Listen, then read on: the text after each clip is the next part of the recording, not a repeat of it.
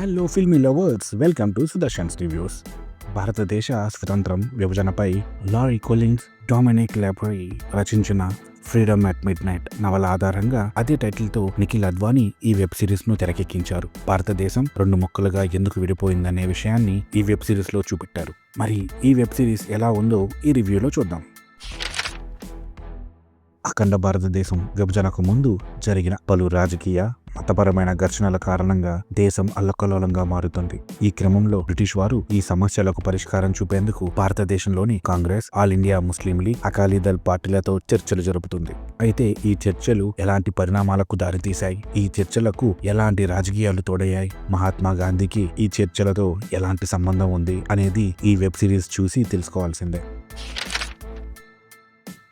అఖండ భారతదేశం రెండుగా విడిపోయే ముందు దేశంలో ఎలాంటి పరిస్థితులు నెలకొన్నాయో మనకు ఇందులో స్పష్టంగా చూపెట్టారు. ఈ సమయంలో రాజకీయంగా నెలకొన్న సమస్యలు ఎలాంటి పరిణామాలకు దారితీశాయో కూడా మనకు ఇందులో చక్కగా చూపెట్టారు. చాలా మందికి తెలిసిన చరిత్రను మరింత ఆసక్తిగా చూపే ప్రయత్నం ఈ వెబ్ సిరీస్ ద్వారా చేశారు. కేవలం రాజకీయ కారణాలే కాకుండా మతపరంగా ఎలాంటి పరిస్థితులు ఉన్నాయి, వాటిని పరిష్కరించేందుకు బ్రిటిష్ ప్రభుత్వం తీసుకున్న జాగ్రత్తలు ఏమిటి అనేవి మనకు ఇందులో వివరంగా చూపెట్టారు. చాలా మందికి తెలియని గాంధీని మనం ఈ వెబ్ సిరీస్ లో చూడగలం. దేశం కోసం ఆయన తీసుకున్న నిర్ణయం ఏమిటో మనకు ఇందులో చూపెట్టారు. జవహర్లాల్ నెహ్రూ పాత్ర వెబ్ సిరీస్ కు ప్రాణంగా నిలిచిందని చెప్పాలి.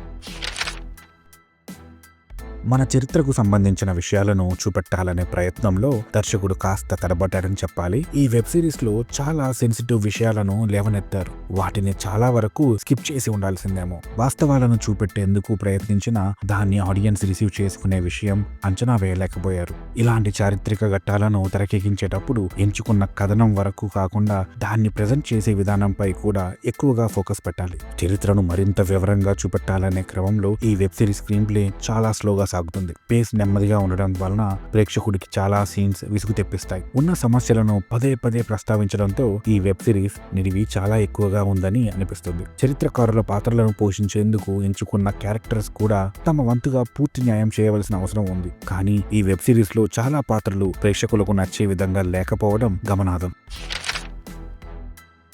చరిత్రలో చాలా విషయాలను వివరంగా చూపెట్టాలనే దర్శకుడు నిఖిల్ అద్వానీ చేసిన ప్రయత్నం అభినందనీయం. కానీ అతడు ఈ కథనాన్ని మరింత గ్రిప్పింగ్ గా మలచి ఉండాల్సింది. స్క్రీన్ ప్లే పై శ్రద్ధ తీసుకొని ఉండాల్సింది. ఇలాంటి పీరియాడిక్ కథలకు సంగీతం మేజర్ అసెట్. ఆ విషయంలో సంగీత దర్శకుడు అశుతోష్ పాఠక్ తన వంతు న్యాయం చేశారు. సినిమాటోగ్రఫీ వర్క్ బాగుంది. ఎడిటింగ్ వర్క్ ఇంకా బెటర్ గా ఉండాల్సింది. నిర్మాణ విలువలు చాలా గ్రాండ్ గా ఉన్నాయి.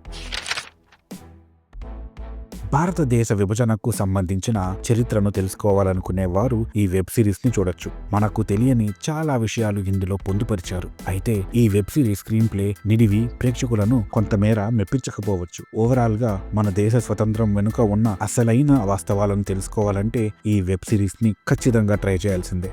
కాబట్టి ఈ వెబ్ సిరీస్ కి సుదర్శన్స్ రివ్యూస్ తన rating 3/5. I am Sudarshan. I am going to signing off.